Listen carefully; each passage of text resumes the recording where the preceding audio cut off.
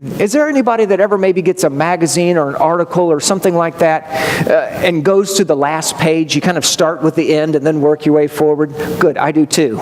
Well, let's do that exact thing.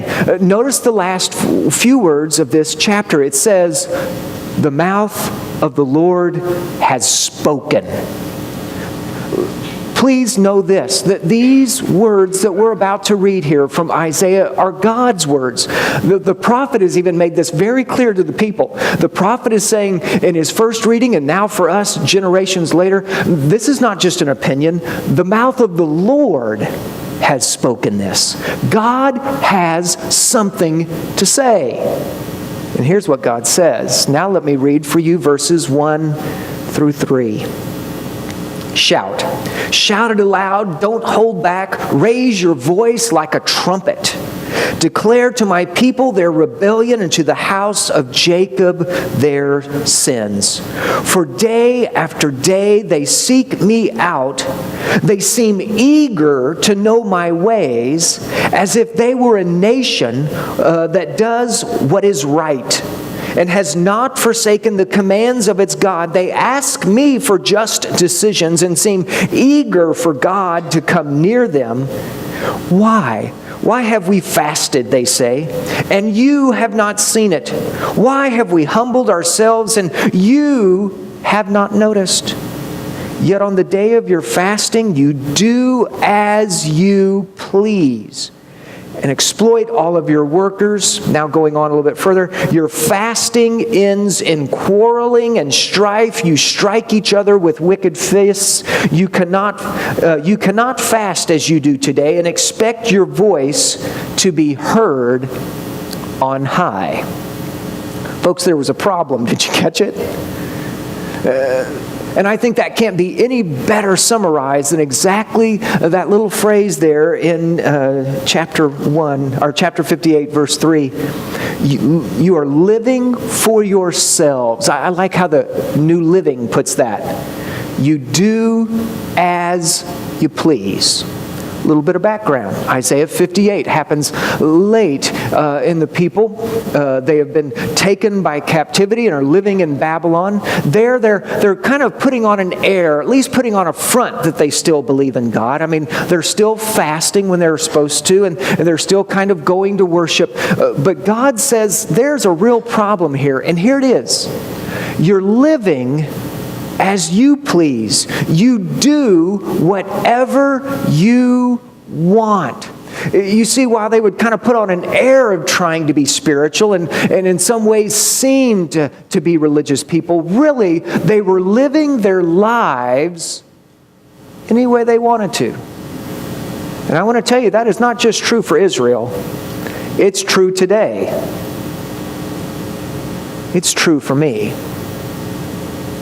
You see, so often, and it is so easy in my life to kind of do those religious things, go to church and read your Bible and do that kind of thing. But really, if I was honest with myself and honest with you, far too much of my life could be summed up in verse 3.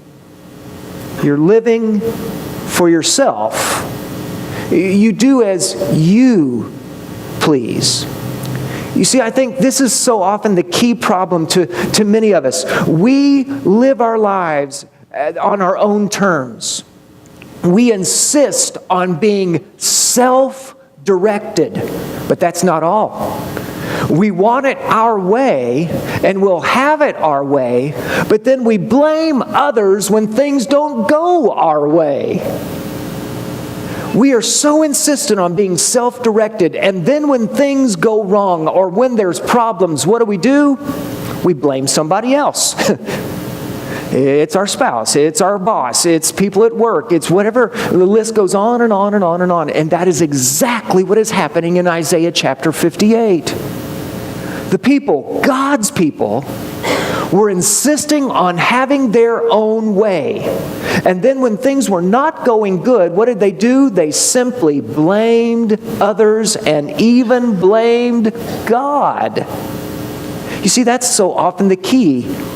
That the problem is we insist on our own path, our own direction. And remember, this is the word of the Lord, from the mouth of the Lord, that says, You're just simply living for yourselves and living as you please.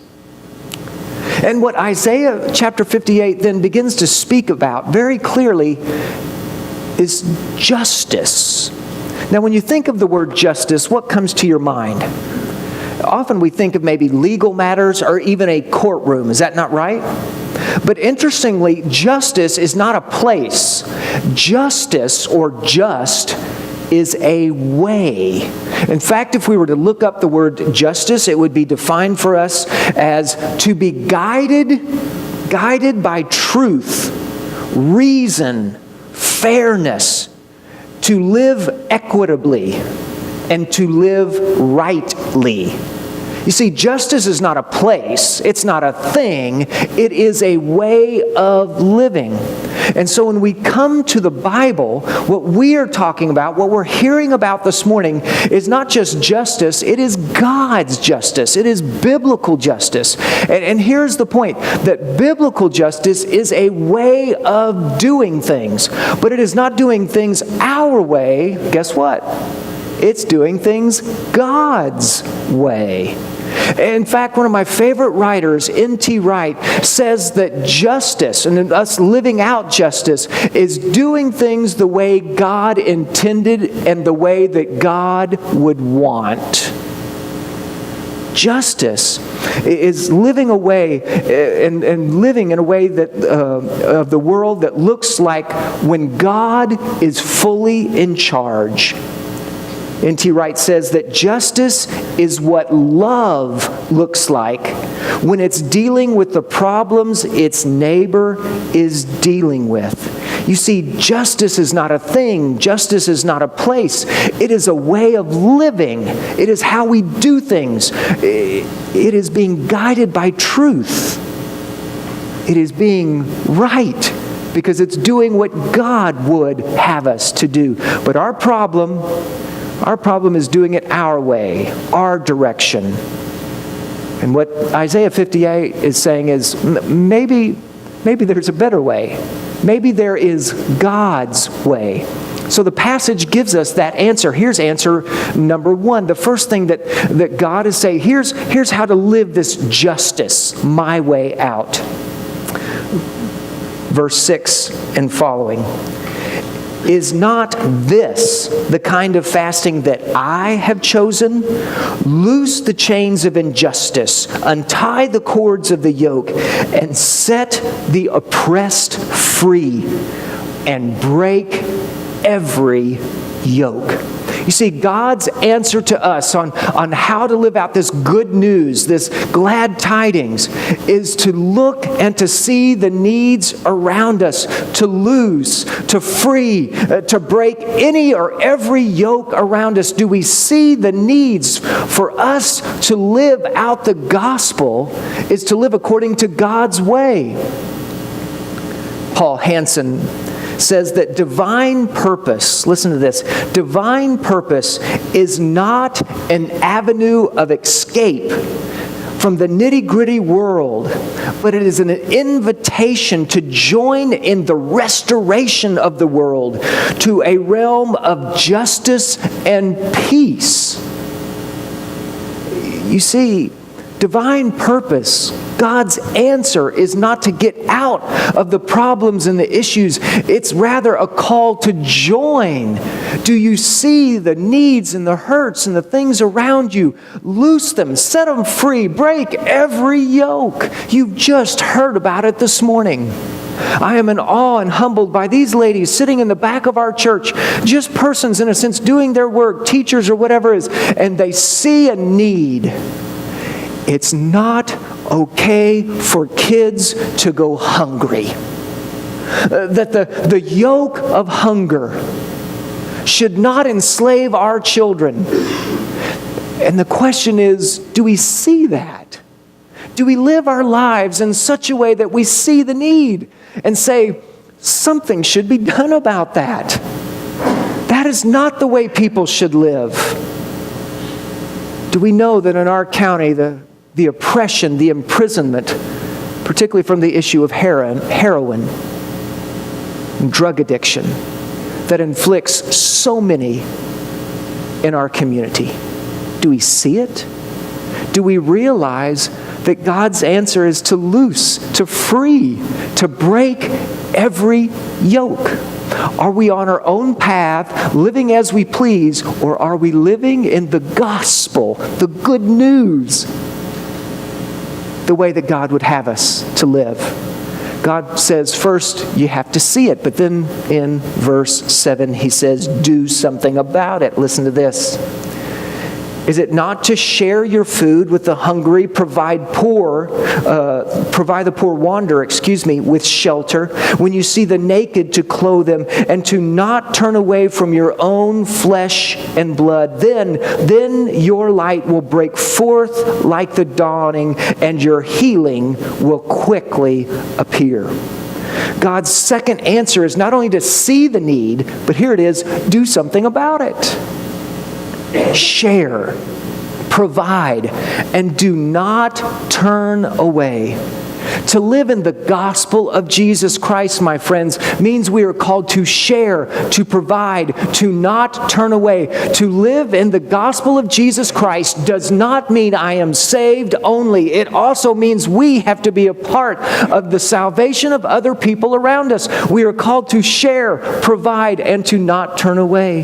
The Bible calls that generosity. The word generous literally means open-handed. Isn't that a pretty metaphor or image? The idea is the image and the character of our God. You see, our God is a generous God because our God is an open-handed God. But so often what we see and what we experience in our world today is a world that does this, that holds so tightly. It's my time, my money, my life.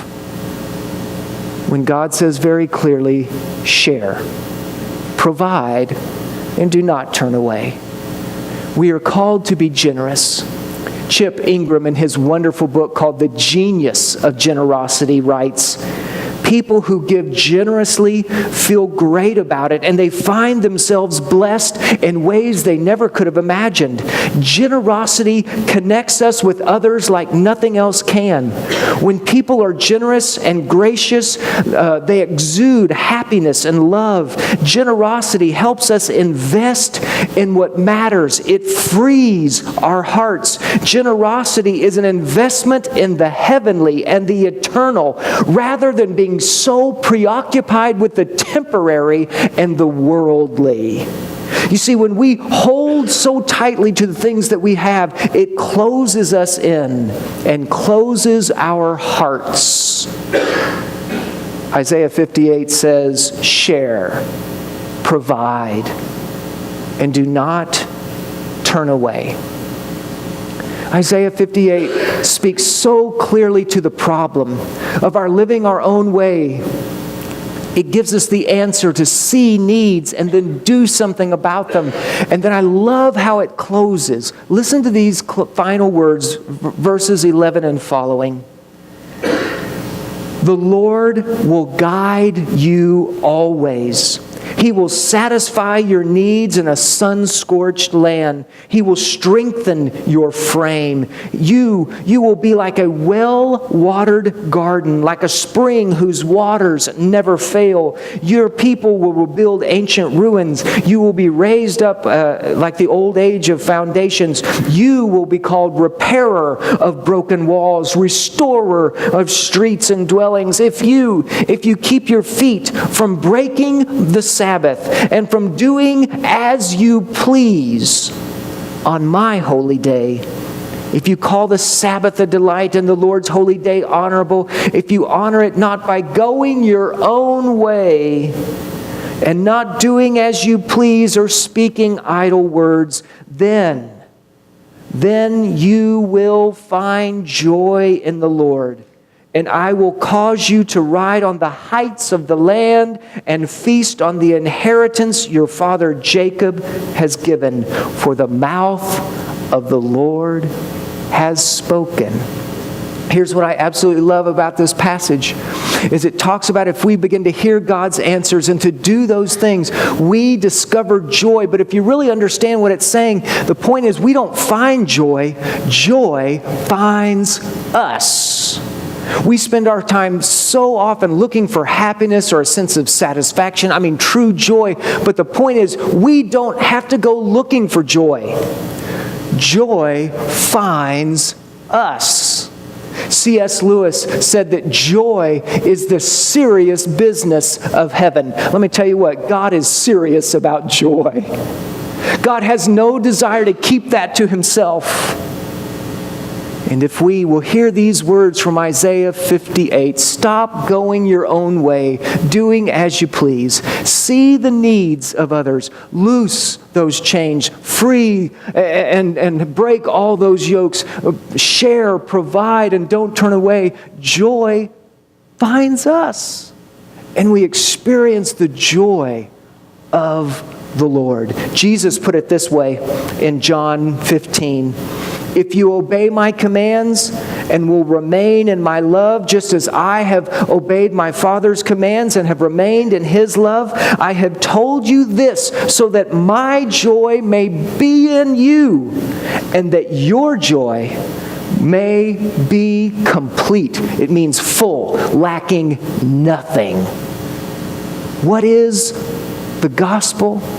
The gospel, my friends, is more than God's work just saving our hearts and souls. He wants to restore our whole lives. He wants to restore our homes. He wants to restore our communities. He wants to restore our nation and our world. The whole gospel for the whole person, for the whole world. May we hear God's truth today from the word of the Lord. Let's address the problem of trying to do things on our own way. Look for the needs. Be involved and participate in helping meet them. And we can experience and find the joy of the Lord.